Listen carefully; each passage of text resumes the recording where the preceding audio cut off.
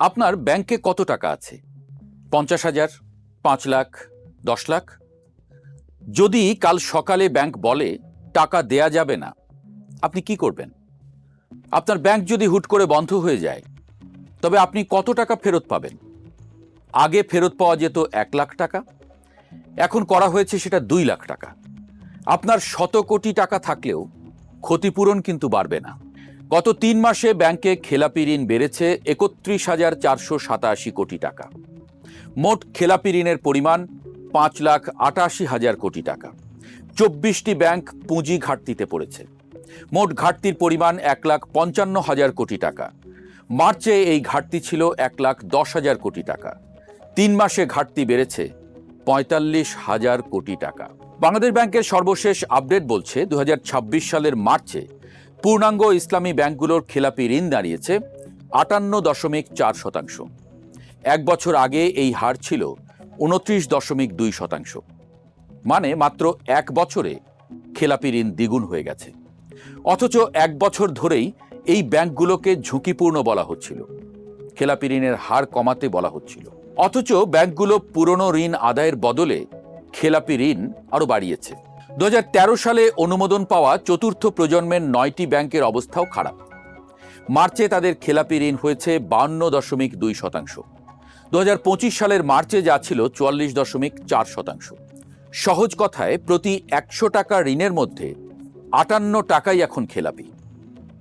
এবার আসা যাক ঋণ ও আমানতের অনুপাতে। মার্চ ২০২৬-এ ইসলামী ব্যাংকগুলোর এই অনুপাত ছিল ১২০.৩%। এর অর্থ হল ১০০ টাকা আমানত নিয়ে তারা ১২০ টাকা ঋণ দিয়েছে। আর চতুর্থ প্রজন্মের ব্যাংকগুলোর ক্ষেত্রে এই অনুপাত ১০১.৬%। মানে আপনার কাছে যত টাকা আছে তার চেয়ে বেশি আপনি ঋণ দিয়েছেন। কিভাবে সম্ভব? এই বাড়তি টাকা কোত্থেকে এলো? এই টাকা বাংলাদেশ ব্যাংক থেকে ধার করে নেওয়া হয়েছে। ধার করে আপনি ঋণ খেলাপিদের আবারও ঋণ খেলাপি হবার জন্য ঋণ দিচ্ছেন। এক বছরে খেলাপি ঋণের পরিমাণ ডাবল। বাংলাদেশ ব্যাংক স্পষ্ট বলছে, এই ধরনের ঋণ বিতরণ ব্যাংকিং খাতের জন্য বড় ঝুঁকি। ব্যাংকের কাজ যেখানে ঝুঁকি কমানো, ব্যাংকই সেখানে ঝুঁকি বাড়াচ্ছে। বাংলাদেশের অর্থনীতির দুর্দশার একটা বড় কারণ এই ব্যাংকগুলো। অর্থনীতিকে পুরো বিশৃঙ্খল করে দিয়েছে তারা। সত্যি কথা বলতে কি, ব্যাংকগুলো প্রতিষ্ঠিতই হয়েছে লুটপাট করার জন্য। আগের পর্বে আমরা দেখিয়েছি ৪৩টা পরিবারকে ব্যাংকের লাইসেন্স দেওয়া হয়েছে, যাতে করে তারা নিজেদের ব্যবসার জন্য জনগণের কাছ থেকে টাকা সংগ্রহ করতে পারে। জনগণের লাখ লাখ কোটি টাকা আত্মসাৎ করেছেন। পরে ব্যাংকগুলো তাদের ঋণ এবং ঋণের সুদ মাফ করে দিয়েছে। না করার কোনো কারণ নেই, কারণ যিনি ব্যবসায়ী তিনি নিজেই ব্যাংকের মালিক, তিনি নিজেই ঋণ গ্রহীতা, আবার তিনি নিজেই ক্ষমা করছেন। শুরুতেই যেমন বলছিলাম, ২০২৬ সালের মার্চে মোট খেলাপির পরিমাণ দাঁড়িয়েছে ৫,৮৮,০০০ কোটি টাকা। গত ৩ মাসে বেড়েছে ৩১,৪৮৭ কোটি টাকা। এই ৫,৮৮,০০০ কোটি টাকার মধ্যে সবচেয়ে বেশি খেলাপি কোন ব্যাংকের? উত্তর, ইসলামী ব্যাংক। ২০২৬ সালের মার্চে ইসলামী ব্যাংকের খেলাপি ঋণ ৯৫,৬২৯ কোটি টাকা। ২০২৫ সালের মার্চে ছিল ৪৭,৬১৮ কোটি টাকা। ডক্টর ইউনূসের এক বছরে খেলাপি ঋণ দ্বিগুণ হয়েছে। বাংলাদেশের আইন অনুসারে ইসলামী ব্যাংক যে পরিমাণ ঋণ দিয়েছে, সেই হিসাবে ইসলামী ব্যাংকের তহবিলে মিনিমাম ৯২,৫৩৭ কোটি টাকা থাকার কথা, কিন্তু ব্যাংকে আছে মাত্র ৭,৯২২ কোটি টাকা।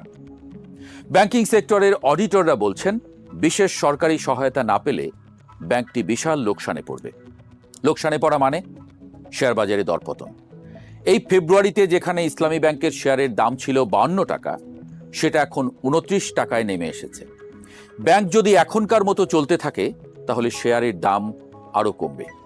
ইসলামী ব্যাংক বাংলাদেশের সবচেয়ে বড় বেসরকারি ব্যাংক, তাদেরই এই হাল। বাকি ব্যাংকের অবস্থা কি চিন্তা করুন। তলে তলে সবারই ভিত্তি নড়বড়ে হয়ে গেছে। আইএফআইসি ব্যাংকের কথাই ধরুন, খেলাপি ঋণ ২৮,১৭৪ কোটি টাকা। তাদের ৬৩% ঋণই এখন খেলাপি। এক্সিম ব্যাংকের খেলাপি ঋণ নতুন করে বেড়েছে ৩,৩২০ কোটি টাকা। ন্যাশনাল ব্যাংকে খেলাপি ঋণ বেড়েছে ২,১৬২ কোটি টাকা। প্রিমিয়ার ব্যাংকে খেলাপি ঋণ বেড়েছে ১,৬৯৯ কোটি টাকা। এবি ব্যাংকে খেলাপি ঋণ বেড়েছে 1,313 কোটি টাকা। এইসবই চলতি বছরের ঘটনা।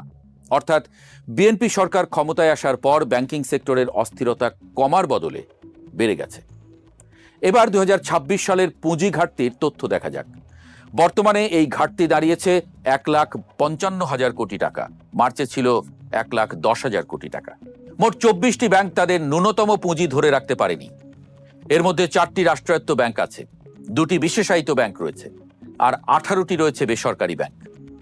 ঘাটতিতে থাকা প্রধান ব্যাংকগুলো হলো জনতা ব্যাংক, ঘাটতি 12,768 কোটি টাকা, অগ্রণী ব্যাংক, ঘাটতি 5,821 কোটি টাকা, রূপালী ব্যাংক, ঘাটতি 4,470 কোটি টাকা, এনআরবিসি ব্যাংক, ঘাটতি 316 কোটি টাকা, আল আরাফা ইসলামী ব্যাংকের ঘাটতি 254 কোটি টাকা, ইউসিবি ব্যাংকের ঘাটতি 5,975 কোটি টাকা।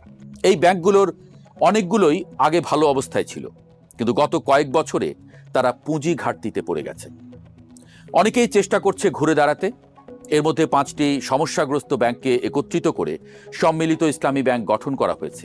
ব্যাংকগুলো হলো Exim, first security, global, social এবং ইউনিয়ন ব্যাংক। নতুন আইনের অধীনে এই 5টি ব্যাংককে ব্যর্থ ঘোষণা করা হয়েছিল।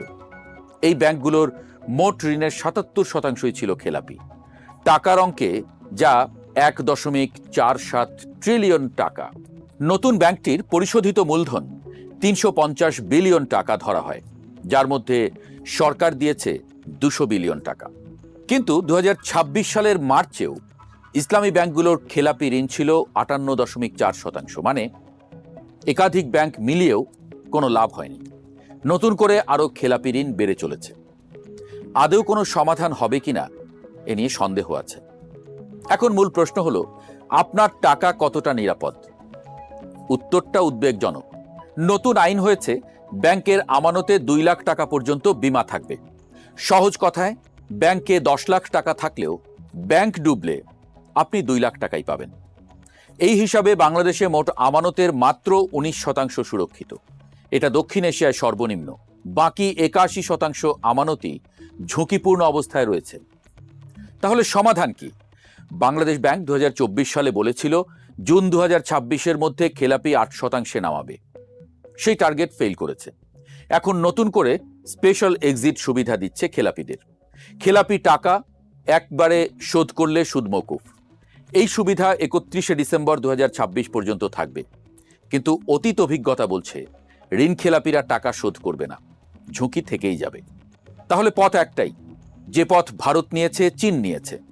চীন খেলাপি ঋণ 25% থেকে 1% নামিয়ে এনেছে, ভারত 11 থেকে 3%। চীন বেছে নিয়েছিল কঠিন শাস্তির পথ। খেলাপির লিস্টে এমপি, মন্ত্রী, সরকারি আমলা সবাই ছিল, কিন্তু কাউকে ছাড় দেয়নি। সবচেয়ে বড় উদাহরণ লাই শাওমিন, চীনের সবচেয়ে বড় ব্যাংকিং প্রতিষ্ঠানের চেয়ারম্যান। তাকে ফাঁসি দেয়া হয়েছে। অভিযোগ ঘুষ নিয়ে ব্যাংক থেকে ঋণ দেয়া। শুধু লাই না, হাজার হাজার ব্যাংকার, কর্মকর্তা জেলে, কেউ কেউ ফাঁসিতে। আর ভারত ব্যবসায়ীদের কাছ থেকে ব্যাংক কেড়ে নিয়ে জাতীয়করণ করেছে। আর বাংলাদেশ কি করেছে? বলেছে পুরনো মালিক 7.5% টাকা দিলেই ব্যাংক ফেরত পাবে। দুর্নীতিবাজদের রাষ্ট্রীয়ভাবে প্রশ্রয় দেয়া বন্ধ করতে হবে। মনে রাখা দরকার, সব ব্যাংক কিন্তু ঝুঁকিতে নেই। 26টা ব্যাংক এখনো 12.5% পুঁজি ধরে রেখেছে। তারা এখনো নিরাপদ। বাকি 24টা ঝুঁকিতে। আমাদেরও পারতে হবে। ব্যাংকিং খাতকে ব্যবসায়ী, রাজনীতিকদের নিয়ন্ত্রণ থেকে বের করে প্রকৃত ব্যাংকার এবং পেশাদারদের হাতে ফিরিয়ে দিতে হবে। মালিকানা ও পরিচালনায় স্বচ্ছতা ও জবাবদিহিতা আনতে হবে। এটা হয়তো সহজ নয়, কারণ অনেক ব্যাংকের মালিক শুধু ব্যবসায়ী নন, তারা রাজনৈতিকভাবেও প্রভাবশালী। তবু হাল ছাড়ার কোনো কারণ নেই। আমরা আশাবাদী সরকার আন্তরিক। সরকার যদি এই পদক্ষেপগুলো সঠিকভাবে বাস্তবায়ন করে, জবাবদিহিতা নিশ্চিত করা হয় এবং রাজনৈতিক হস্তক্ষেপ কমে, তাহলে ধীরে ধীরে পরিস্থিতির উন্নতি হবে। আমানতকারীদের টাকা রক্ষা করতে এবং ব্যাংকিং খাতকে স্থিতিশীল করতে কঠোর পদক্ষেপ নিতেই হবে। আগামী পর্বে আমরা কথা বলবো 7 পরিবারের হাতে জিম্মি বাংলাদেশের ব্যাংকিং খাত, এই বিষয়টি নিয়ে।